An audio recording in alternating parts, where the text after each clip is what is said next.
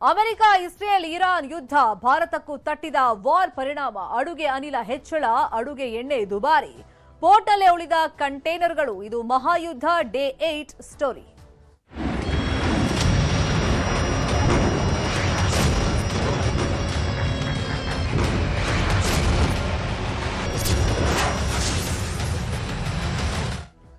Gulf ರಾಷ್ಟ್ರಗಳಲ್ಲಿ 8ನೇ ದಿನವೂ ದಾಳಿ ಮುಂದುವರೆದಿದೆ. ಸೌದಿ ಅರೇಬಿಯಾ ಬಳಿಯಲ್ಲಿ ಡ್ರೋನ್ ಅಟ್ಯಾಕ್ ಆಗಿದೆ. ತೈಲ ಸಂಗ್ರಹ ಘಟಕಗಳ ಮೇಲೆ ಇರಾನ್ ದಾಳಿಯನ್ನ ಮಾಡಿದೆ. ದುಬೈ ಏರ್ಪೋರ್ಟ್ ಬಳಿ ಡ್ರೋನ್ ಅಟ್ಯಾಕ್ ಅನ್ನ ಮಾಡಲಾಗಿದೆ. ದುಬೈನಲ್ಲಿ ವಿಮಾನಗಳ ಸಂಚಾರವನ್ನ ಸದ್ಯಕ್ಕೆ ಬಂದ್ ಮಾಡಲಾಗಿದೆ. ಇನ್ನು ಟೆಹರಾನ್ನಲ್ಲೂ ಕೂಡ ಸತತವಾಗಿ ಡ್ರೋನ್ ದಾಳಿಯನ್ನ ನಡೆಸಲಾಗ್ತಾ ಇದೆ. ತೈಲ ಸಂಗ್ರಹ ಘಟಕಗಳ ಮೇಲೆ ಇರಾನ್ ದಾಳಿಯನ್ನ ಮಾಡಿದೆ.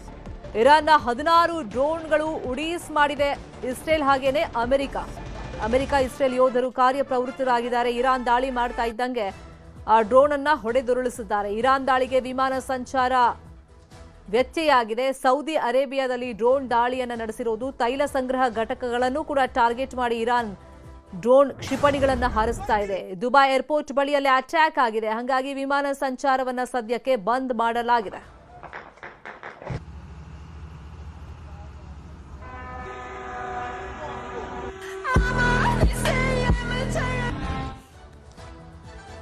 ಇನ್ನು ಕತಾರ್ನಲ್ಲಿ ಡ್ರೋನ್ ದಾಳಿ ಮುಂದುವರೆದಿದೆ.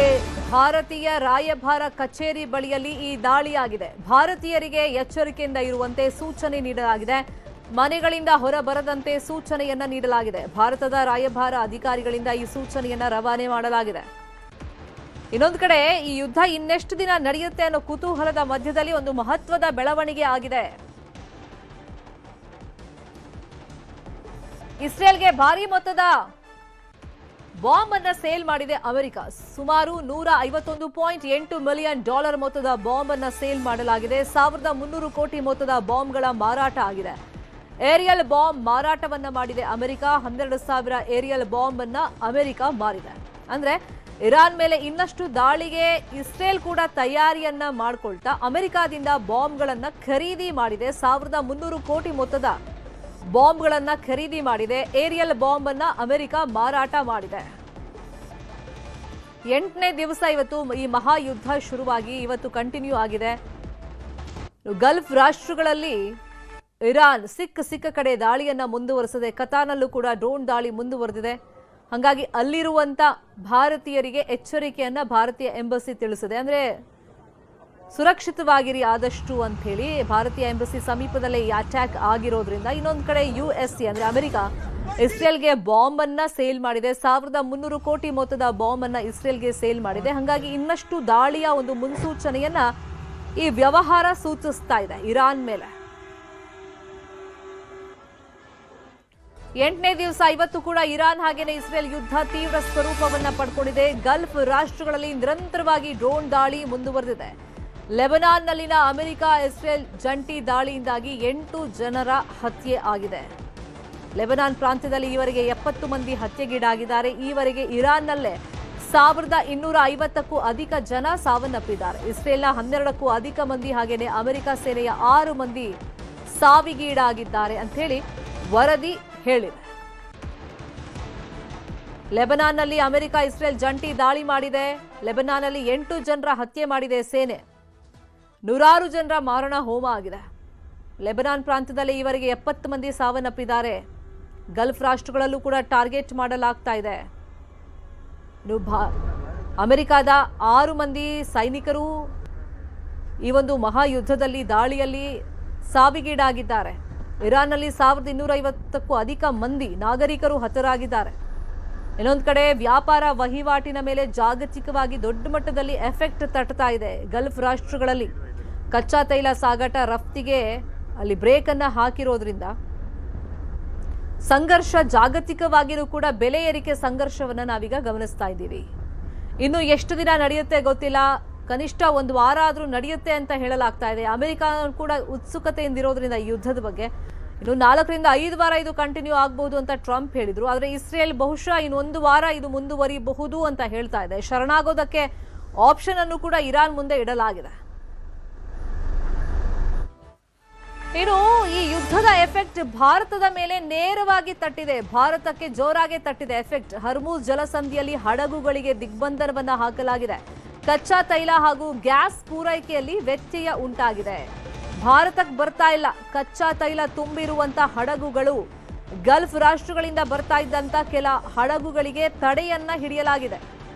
ಇಂದಿನಿಂದ LPG ಸಿಲಿಂಡರ್ ಬೆಲೆಯಲ್ಲಿ ಏರಿಕೆ ಕಂಡಾಗಿದೆ. ಗೃಹ ಬಳಕೆಯ ಸಿಲಿಂಡರ್ ಬೆಲೆ 60 ರೂಪಾಯಿ ಇವತ್ತಿನಿಂದ ಹೆಚ್ಚಳ ಆಗಿದೆ. ಇನ್ನು ವಾಣಿಜ್ಯ ಬಳಕೆಯ ಸಿಲಿಂಡರ್ ಬೆಲೆ ಇವತ್ತಿಂದ 120 ರೂಪಾಯಿ ಹೆಚ್ಚಳವಾಗಿ ನಾವು ಪಾವತಿಯನ್ನ ಮಾಡಬೇಕಾಗಿದೆ. ಅಡುಗೆ ಎಣ್ಣೆ ಬೆಲೆ ಮೇಲೂ ಕೂಡ ಯುದ್ಧದ ಎಫೆಕ್ಟ್ ಬೀರಿದೆ. ಪ್ರತಿ ಲೀಟರ್ ಅಡುಗೆ ಎಣ್ಣೆ ಬೆಲೆ 5 ರಿಂದ 6 ರೂಪಾಯಿ ಏರಿಕೆ ಆಗಿದೆ. ಮುಂಬರುವಂತ ದಿನಗಳಲ್ಲಿ ಅಂದ್ರೆ ಇದೇ ರೀತಿ ಯುದ್ಧ ಕಂಟಿನ್ಯೂ ಆದ್ರೆ ಇನ್ನಷ್ಟು ಏರಿಕೆ ಆಗುತ್ತೆ ಈ ಬೆಲೆ ಅಂತಾನೂ ಕೂಡ ವಿಶ್ಲೇಷಣೆಗಳು ನಡೀತಾ ಇದೆ.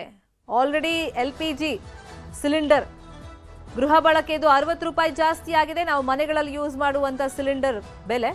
ಇನ್ನು ವಾಣಿಜ್ಯ ಅಂದ್ರೆ ಅಂಗಡಿಗಳಲ್ಲಿ ಇಟ್ಕೊಳ್ತಾರಲ್ಲ ಕಮರ್ಷಿಯಲ್ ಪರ್ಪಸ್, ಅದು 120 ರೂಪಾಯಿ ಏರಿಕೆ ಆಗಿದೆ. ಇವತ್ತಿನಿಂದನೇ ಈ ದರ ಜಾರಿಗೆ ಬಂದಿದೆ. ಇನ್ನು ಅಡುಗೆ ಎಣ್ಣೆ ಮೇಲೂ ಕೂಡ ಯುದ್ಧದ ಎಫೆಕ್ಟ್ ಬೀರಿದೆ. 5 ರಿಂದ 6 ರೂಪಾಯಿ ಯುದ್ಧ ಕಂಟಿನ್ಯೂ ಆದ್ರೆ ಅದು ಇನ್ನಷ್ಟು ಜಾಸ್ತಿ ಆಗುತ್ತೆ ಅಂತ ಹೇಳಿ ಅಂದಾಜಿದೆ, ಅಂದ್ರೆ ವಿಶ್ಲೇಷಣೆಗಳು ನಡೀತಾ ಇದೆ.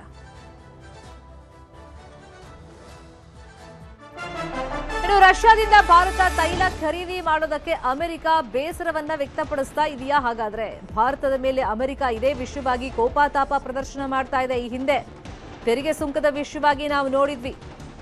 ರಷ್ಯಾದ ಜೊತೆಗೆ ಕೆಲವೊಂದು ಒಪ್ಪಂದ ಮಾಡಿಕೊಂಡಿದ್ದಕ್ಕೆ ಅಮೆರಿಕ ಈ ತೆರಿಗೆ ಸುಂಕದ ಒಂದು ಹೊರೆಯನ್ನ ಭಾರತದ ಮೇಲೆ ಹೊರಿಸಿತ್ತು. ರಾಜತಾಂತ್ರಿಕವಾಗಿಯೇ ಅದನ್ನ ಬಗೆಹರಿಸಿಕೊಳ್ಳೋ ಪ್ರಯತ್ನವನ್ನ ಸರ್ಕಾರ ಮಾಡಿತ್ತು. ಈಗ ಜಾಗತಿಕವಾಗಿ ಈ ಯುದ್ಧದ ಪರಿಣಾಮ ಬೀರ್ತಾ ಇರೋದ್ರಿಂದ ರಷ್ಯಾ ಒಂದು ಅಭಯವನ್ನ ಕೊಟ್ಟಿತ್ತು. ತೈಲದ ವಿಷಯವಾಗಿ ಭಾರತ ಆತಂಕ ಪಡೋ ಅಗತ್ಯವಿಲ್ಲ, ನಾವಿದ್ದೀವಿ, ನಾವು ಕೊಡ್ತೀವಿ ಅಂತ ಹೇಳಿತ್ತಲ್ಲ. ಇದೇ ವಿಷಯವಾಗಿ ಅಮೆರಿಕ ಈಗ ಬೇಸರ ವ್ಯಕ್ತಪಡಿಸಿದ್ಯಾ, ಕೋಪಾತಾಪ ಪ್ರದರ್ಶನ ಮಾಡ್ತಾ ಇದೆಯಾ ಅಮೆರಿಕ ಭಾರತದ ಮೇಲೆ? ಭಾರತೀಯರ ಬಗ್ಗೆ ಅಮೆರಿಕದ ಟ್ರೆಸರಿ ಕಾರ್ಯದರ್ಶಿ ವ್ಯಂಗ್ಯ ಮಾಡಿದ್ದಾರೆ. ಭಾರತೀಯರು ಒಳ್ಳೆ ಆಕ್ಟರ್ಗಳು ಅಂತ ಹೇಳಿ ಸ್ಕಾಟ್ ಬೆಸೆಂಟ್ ಭಾರತಕ್ಕೆ ಅಪಮಾನ ಮಾಡಿದ್ದಾರೆ. ಭಾರತ 30 ದಿನಗಳ ಕಾಲ ರಷ್ಯಾದಿಂದ ಇಂಧನ ಖರೀದಿಯನ್ನ ಮಾಡಬಹುದು ಅಂತೇಳಿ ಸ್ಕಾಟ್ ಬೆಸೆಂಟ್ ಘೋಷಣೆ ಮಾಡಿದ್ದಾರೆ. ಇಂಧನ ಮಾರುಕಟ್ಟೆ ಸುಸ್ಥಿರವಾಗಿ ಇರಲಿ ಅನ್ನೋ ಕಾರಣಕ್ಕೆ ಈ ಸಡಿಲಿಕೆ ಅಂತ ಹೇಳಿದ್ದಾರೆ. ಇದೇ ವೇಳೆ ಜೊತೆಗೆ ನ್ಯೂ ಡೆಲ್ಲಿ ಒಳ್ಳೆ ಆಕ್ಟರ್ನ ಪಡೆದುಕೊಂಡಿದೆ ಅನ್ನೋ ಮೂಲಕ ಭಾರತೀಯರಿಗೆ ಅವಮಾನ ಮಾಡಿದ್ದಾರೆ ಸ್ಕಾಟ್ ಬೆಸೆಂಟ್. ಇನ್ನು ಗಲ್ಫ್ ರಾಷ್ಟ್ರಗಳ ಯುದ್ಧದ ಬಗ್ಗೆ ಪ್ರಿಯಾಂಕ್ ಖರ್ಗೆ ರಿಯಾಕ್ಷನ್ ಅನ್ನ ಕೊಟ್ಟಿದ್ದಾರೆ. ಕೇಂದ್ರ ಸರ್ಕಾರ ವಿದೇಶಾಂಗ ನೀತಿಯನ್ನು ಅಡಬಿಟ್ಟಿದೆ. ಅಮೆರಿಕದ ಉಪ ಕಾರ್ಯದರ್ಶಿ ಬಗ್ಗೆ ಖರ್ಗೆ ಕಿಡಿಕಾರಿದ್ದಾರೆ. ಉಪ ಕಾರ್ಯದರ್ಶಿ ಭಾರತವನ್ನ ಬೆಳೆಯೋಕ್ ಬಿಡಲ್ಲ ಅಂತ ಹೇಳ್ತಾರೆ. ಇನ್ನೊಬ್ರು ರಷ್ಯಾದಿಂದ ತೈಲ ಖರೀದಿಗೆ ನಾವೇ ಹೇಳಿದ್ವಿ ಅಂತ ಹೇಳ್ತಾರೆ. ವಿದೇಶಿಗರ ಹೇಳಿಕೆಯನ್ನ ಕೇಂದ್ರ ಸರ್ಕಾರ ಖಂಡಿಸಲ್ಲ ಯಾಕೆ ಅನ್ನೋ ಪ್ರಶ್ನೆಯನ್ನ ಕೇಂದ್ರ ಸರ್ಕಾರದ ಮುಂದೆ ಇಟ್ಟಿದ್ದಾರೆ. ಇಲ್ಲೂ RSS ವಿಷಯವನ್ನ ಎಳ್ತಂದಿದ್ದಾರೆ ಪ್ರಿಯಾಂಕ್ ಖರ್ಗೆ ಅವರು. ಇವಾಗ RSSನವರು ಎಲ್ಲಿದ್ದಾರೆ? ಎಫ್ಸ್ಟೀನ್ ಫೈಲ್ ನಲ್ಲಿ ಏನಾದರೂ ವಿಡಿಯೋ ಇದೆಯಾ? ಬೆಲೆ ಏರಿಕೆ ಬಗ್ಗೆನೂ ಕೂಡ ಪ್ರಿಯಾಂಕ್ ಖರ್ಗೆ ಆಕ್ರೋಶವನ್ನ ವ್ಯಕ್ತಪಡಿಸಿದ್ದಾರೆ. ಹಾದಿಗೆ ಹೋಗೋರು ಬರೋರಲ್ಲ, ministers in the American government. ಎಲ್ಲಿ ಹೇಳ್ತಾ ಇದ್ದಾರೆ?